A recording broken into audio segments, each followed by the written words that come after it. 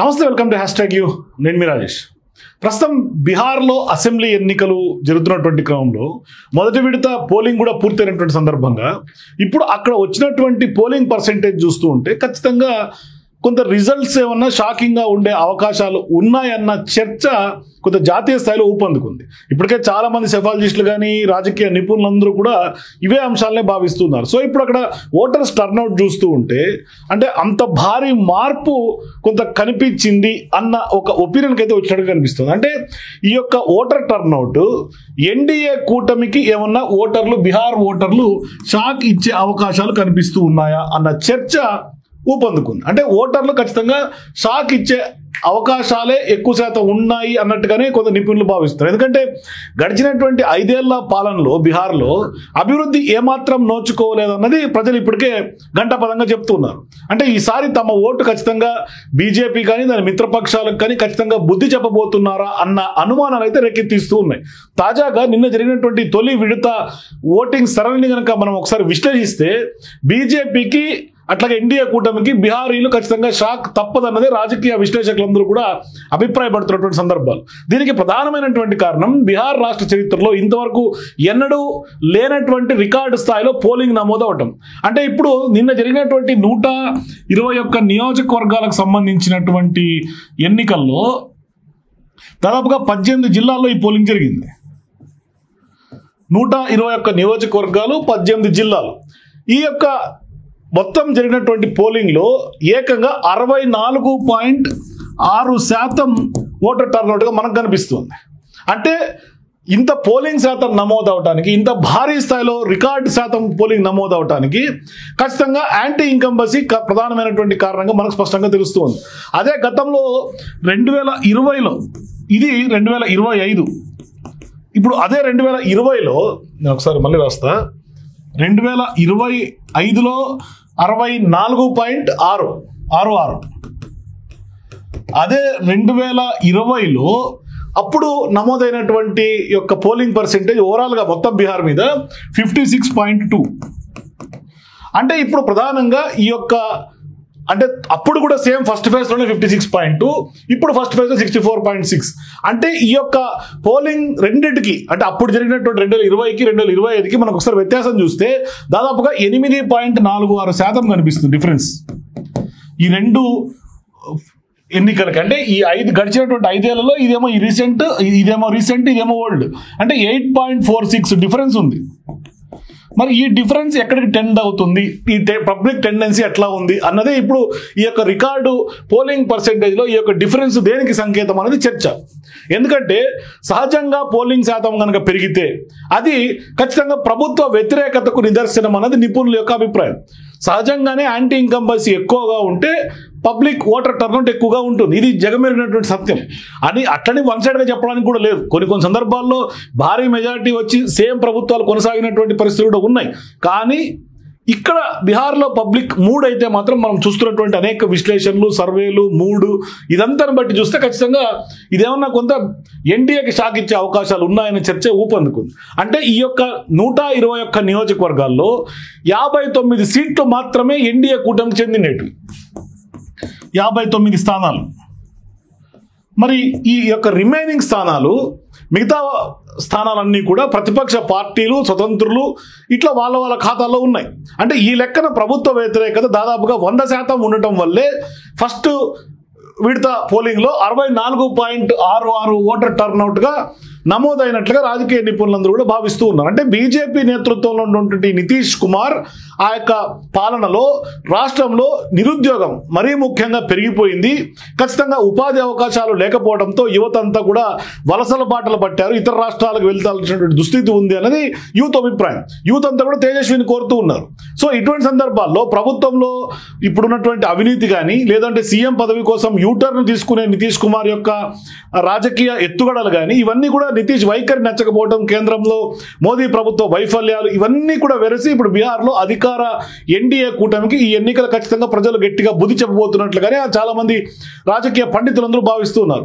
So దానికి రెప్లికాగానే మొదటి దఫాలో ఖచ్చితంగా ఈసారి నమోదైనటువంటి పోలింగ్ రికార్డు కూడా దానికి ఒక తార్కాణంగా ఇక్కడ మనకు ఎగ్జాంపుల్గా చెప్తూ ఉన్నారు. అయితే ఇక్కడ ప్రధానంగా ఇక్కడ చూస్తే మనకు డేటా కనుక ఒకసారి మనం పరిశీలిస్తే గతంలో ఏ ఏ రాష్ట్రాల్లో ఎంతెంత పర్సెంటేజ్ నమోదైంది లేదు అంటే ఒకసారి చూస్తే ఇందాక మీకు చెప్పినట్టుగా 8% అయితే 2020కి 2025కి 8% అయితే మనకి డిఫరెన్స్ కనిపిస్తుంది ఈ రెండు ఇప్పుడు జరిగినటువంటి దానికి.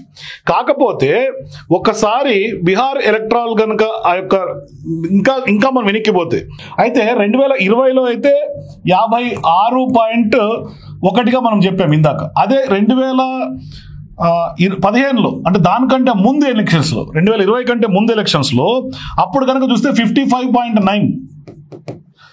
అదే 2010లో దానికంటే ముందు క్రితం ఎలక్షన్స్ కనుక చూస్తే 52.1. ఇట్లా వరుసగా చూస్తే ఎక్కడ కూడా గడిచినటువంటి 3 దఫా ఎన్నికల్లో కూడా ఇంత వ్యత్యాసంగా ఇంత భారీగా ఫస్ట్ ఫేజ్ ఎలక్షన్స్ కొంత పోలింగ్ జరగల. అయితే ఇక్కడ ప్రధానంగా చెప్పుకోదగ్గ అంశం ఏంటంటే 8% ఏదైతే ఓటర్ టర్న్అవుట్ నమోదైంది ఇక్కడ బిగ్ జంప్ కనిపిస్తోంది. 2020లో 37 మిలియన్ల ఓటర్లు రిజిస్టర్ అయితే 3.6 మిలియన్ ఓట్లు అదనంగా యాడ్ అయ్యి మొత్తం అప్పుడు పోలింగ్ నమోదైంది 20.6 మిలియన్ పబ్లిక్ ఓటర్లు ఓటేశారు. అదే ఈ సంవత్సరం 37.5 ఇది 2020 లెక్కలు. 2025 కనుక చూస్తే 37.5 అంటే 5 లక్షల మంది కొత్త ఓటర్లు కూడా ఇక్కడ ఓట్ చేసినటువంటి పరిస్థితి. సో ఇప్పుడు 24.2 మిలియన్ మంది ఇక్కడ వివిధ పోలింగ్ బూతుల్లో ఓటేశారు. ఇప్పుడు 64.6% ఇప్పుడు నమోదైంది ఈ యొక్క లెక్కల ప్రకారం. సో ఇది కనుక చూస్తే ఒకసారి మనం ఈ టర్న్అవుట్ బీహార్లో ఎట్లా దారి తీయబోతుంది అని కనుక చూస్తే ఒక్కసారి 2010లో బీహార్ అసెంబ్లీ ఎలక్షన్స్లో 66.82% ఓట్ షేర్ ఇంక్రీజ్ అయింది. అప్పుడు జనతాదళ్ యునైటెడ్ కోalition పవర్లో ఉండే కొంత అల్టిమేట్గా మళ్ళీ రిటర్న్లోకి వచ్చింది పవర్. అదే 2023లో మధ్యప్రదేశ్లో ఇక్కడ కనుక చూస్తే 77.77% ఓటింగ్ నమోదైంది. అప్పుడు ఆల్మోస్ట్ 8.35% ఇంక్రీజ్ అయింది ఓటర్ టర్న్అవుట్. ఈ రైజ్ కనుక మనం అబ్జర్వ్ చేస్తే ఖచ్చితంగా కూడా అక్కడ మళ్ళీ బీజేపీ కొంత రూలింగ్లోకి వచ్చింది ఈ మధ్యప్రదేశ్లో. అంటే ఓటర్ టర్న్అవుట్ పెరగడం వల్ల కేవలం యాంటీ ఇన్కంబెన్సీయే కాదు కొంత సీఎం ప్రభుత్వానికి కూడా కొంత కొనసాగే అవకాశాలు ఉన్నాయనేది మధ్యప్రదేశ్ చూస్తే అర్థమవుతుంది. అదే ఒడిస్సా విషయం తీసుకుంటే ఒడిస్సాలో 74% ఓటర్ టర్న్అవుట్ కనిపించింది. అది 2014లో. అయితే ఇక్కడ 8.3% రైజ్. ఈ రైజ్ కూడా ఖచ్చితంగా బీజేడీ మళ్ళీ కంబ్యాక్ అవడానికి ఛాన్సెస్గా అక్కడ మనకు చెప్పుకోవచ్చు. అదే కనుక గుజరాత్ విషయం తీసుకుంటే గుజరాత్లో 2012లో 15% ఇంక్రీజ్ కనిపించింది అక్కడ ఓటింగ్ శాతం. అక్కడ మళ్ళీ నరేంద్ర మోదీ సీఎంగానే అక్కడ అవతరించినటువంటి పరిస్థితి ఆనాడు గుజరాత్ సీఎంగా. అంటే ఈ లెక్కలను బట్టి చూస్తే మనకి స్పష్టంగా 50-50 ఛాన్సెస్ గానే మనం చెప్పుకోవచ్చు. కానీ ఎక్కడైతే ప్రభుత్వాలు మారినాయో అంటే భారీగా ఓటు టర్న్అవుట్ అయిన తర్వాత ప్రభుత్వాలు మారినటువంటి వ్యవహారం చూస్తే 2023లో రాజస్థాన్లో 75.45% ఓటర్ టర్న్అవుట్ కనిపించింది రాజస్థాన్లో. ఈ యొక్క రాజస్థాన్లో 0.73% మాత్రమే గత ఎన్నికలకి ఆ ఎన్నికలు చూస్తే ఇక్కడ కాంగ్రెస్ పార్టీ ఓడిపోయింది. అంటే ఇంత తక్కువ టర్న్అవుట్ ఉన్నప్పుడు కూడా కాంగ్రెస్ పార్టీ ఓడిపోయింది. అదే 2011 విషయం తీసుకుంటే 2011లో తమిళనాడులో 7.19% టర్న్అవుట్ అధికంగా కనిపించింది. అక్కడ డిఎంకే ఓడిపోయి ఏఐడిఎంకే అధికారంలోకి వచ్చింది. ఏఐడిఎంకే ఇట్లా. నెక్స్ట్ కనుక మళ్ళీ 2012 యూపీ విషయం తీసుకుంటే 2012లో యూపీలో ఇక్కడ ఆల్మోస్ట్ 13.44% హైక్ కనిపించింది టర్న్అవుట్, ఓటర్ టర్న్అవుట్. అక్కడ బీఎస్పీ ఓడిపోయి సమాజ్వాదీ పార్టీ అధికారంలోకి వచ్చింది. సో ఇట్లా కనుక చూసుకుంటే అసెంబ్లీ ఎన్నికల్లో మరి ఈసారి యువత ప్రభావితం చూపుతున్నటువంటి ఎన్నికలు. మరి ఈ లెక్కలు ఓటర్ టర్న్అవుట్ దాదాపుగా 8% 2020కి 2025కి తేడా ఉంది కాబట్టి, యువతలో కొంత అసంతృప్తి ఎక్కువగా ఉంది కాబట్టి, మరోవైపు చాలా వరకు ఓటర్ జాబితాల రిగ్గింగు, అక్రమాలు జరిగాయని కూడా ప్రతిపక్షాలు పెద్ద ఎత్తున ఆరోపణలు చేస్తున్నటువంటి నేపథ్యంలో, మరి ఇప్పుడు సమగ్ర సర్వే ఏదైతే ఎస్ఐఆర్ కూడా జరిగి ఓటర్ లిస్ట్ అంతా మార్చినటువంటి నేపథ్యంలో, కొంతమంది ఆ క్యాండిడేట్లను బూతుల నుంచి కూడా మీరు ఓట్ చోరీ పాల్పడ్డారంటూ కూడా అక్కడ బీహార్ ప్రజలు తిరగబడి తిప్పికొడుతున్నటువంటి సందర్భాల్లో మరి ఈసీ ట్రాన్స్పరెంట్గా ఎన్నికలు నిర్వహించిందా లేదు అంటే కూడా ఏం జరిగిందన్నది అక్కడ ఈసీ నిజాయితీకి కూడా బీహార్ ఎన్నికలు ఒక తార్కాణంగా నిలబడుతూ ఉన్నాయి. అందుకనే ఇప్పుడు మొదటి విడత పోలింగ్ 8% హైక్ వచ్చినప్పటికీ రెండో విడత పోలింగ్లో ఏం జరగబోతుంది, ఎందుకంటే నవంబర్ 11న మరో 122 నియోజకవర్గాల్లో ఎన్నిక జరగబోతా ఉంది. మొత్తం స్థానాలు 243, ఇప్పుడు ఆల్రెడీ 121 అయిపోయినాయి, ఇక నెక్స్ట్ 122 ఉన్నాయి నవంబర్ 11.